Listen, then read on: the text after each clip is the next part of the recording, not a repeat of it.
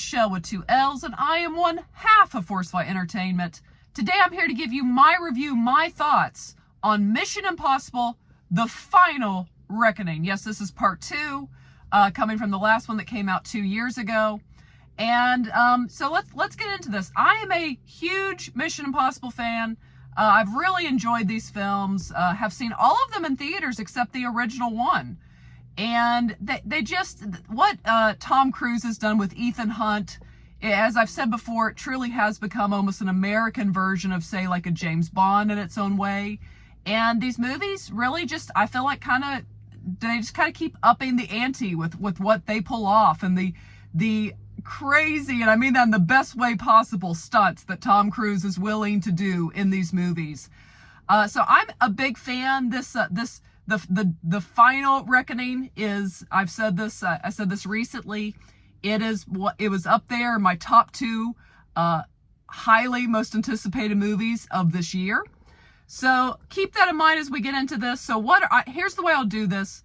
I will give you my initial thoughts, what I liked, what I disliked, and I will rate The Final Reckoning. Before we get started, if you've not yet subscribed to Forcefly Entertainment, go ahead and hit the subscribe button. Also give the video a thumbs up. Okay, so Final Reckoning, my initial thoughts: it's a good end. It wasn't great as far as a movie. As far as an end to a franchise, I appreciate what they did for the end of a franchise, but as far as movie-wise, I would say, guys, Final Reckoning, I definitely enjoyed the previous one a little more, and definitely the one with Henry Cavill. That one was definitely a better film. This movie, again, being a part 2, it doesn't really stand on its own. It is very much dependent upon the last movie, which was interesting to kind of close these movies out with. I probably would have preferred if it was a little more just its own thing a little bit. I felt it would have created a better story. I gave all that in my initial thoughts. Let me get into what I like. I mean, what I like is at this point, we are 8 movies in. If you like these movies, I think you will still enjoy, you will get some enjoyment out of this movie. In the highlights, I mean, gosh, Tom Cruise is Ethan Hunt. It's just, he's fantastic at this point. He knows the character very well. Really appreciate him. There's some emotion, it hits on some emotional beats, definitely with the cast that's been there for several of the movies. But the thing that stands out to me, and why I said this movie is still entertaining, even though it's not as good, in my opinion, as the previous 2 Mission Impossible films, there are 2 action pieces, like scenes, in this movie that are incredible. There's a scene that involves him going down to a submarine underwater that is anxiety inducing, and it was so well done. It was excellent. That scene was incredible. And then there's a scene with Tom Cruise trying to catch up with someone on airplanes, and that scene was fantastic. And that's really kind of what you come to these movies for. Again, the spectacle of it, what they pull off with these stunts, and especially in today's time where things are so CGI heavy, it's phenomenal.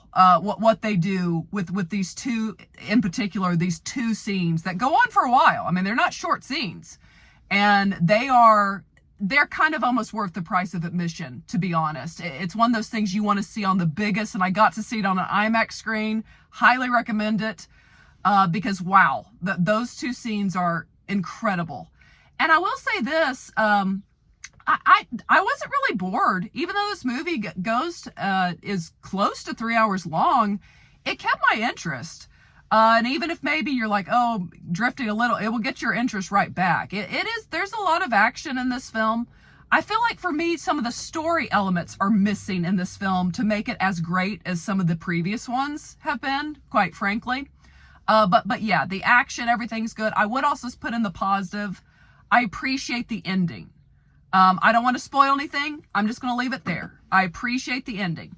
So let's get into, okay, so what I not like about this film. Again, I think I've kind of hit on it. I think some of the story elements are missing a little bit. Maybe just because it's a part 2 and it just kind of picks up.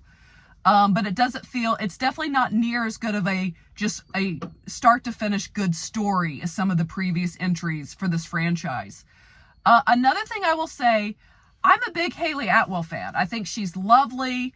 I enjoy her as Agent Carter. I've enjoyed her in most things I've seen her in.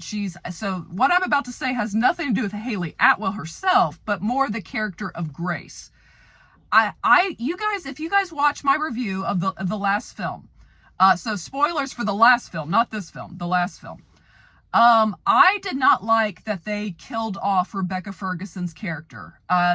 She had been in 2. That was her 3rd movie. They were building a love interest for Ethan with her. And she kind of felt like his female counterpart. And I know Grace feels like a female counterpart too, but I didn't like that it felt like they just killed her off so they could bring in Hayley Atwell's character of Grace, because they are kind of redundant characters.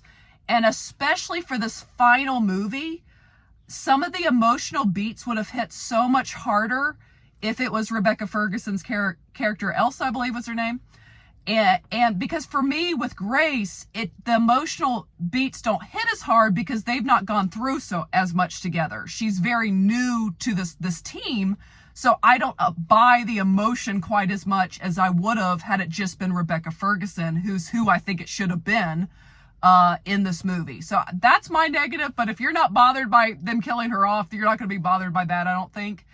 But that's kind of it. It just, the story elements lack a little as far as it just being a solid movie on its own.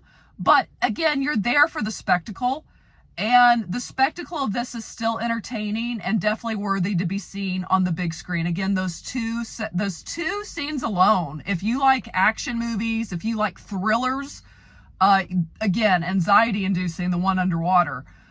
So I really enjoyed that. Okay, so let's get into my rating of Mission Impossible 8, The Final Reckoning. I'm going to give this 5 being max level of hoots, max level of enjoyment. I'm going to give this a 4 out of 5. It's an imperfect film, but again, I appreciate, and I had a feeling Tom Cruise would have let me down. I appreciate the way he ended this.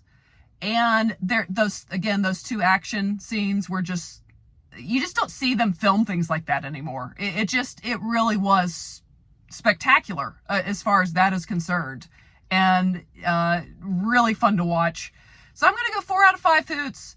Really solid movie. Definitely still recommend it. If you enjoy these movies, you will definitely want to see how this ends, and I believe be fairly happy with how it ends and enjoy yourself at the theater. So that's my thoughts. What do you guys think, guys, of Mission Impossible, The Final Reckoning? Have you seen it? Are you going to see it? Have I convinced you to go see it? Share your thoughts below. And if you have not yet, go ahead and hit the subscribe button. Also give this video a thumbs up. And as always, ladies and gentlemen, remember to be a force of light. All right, bye, guys.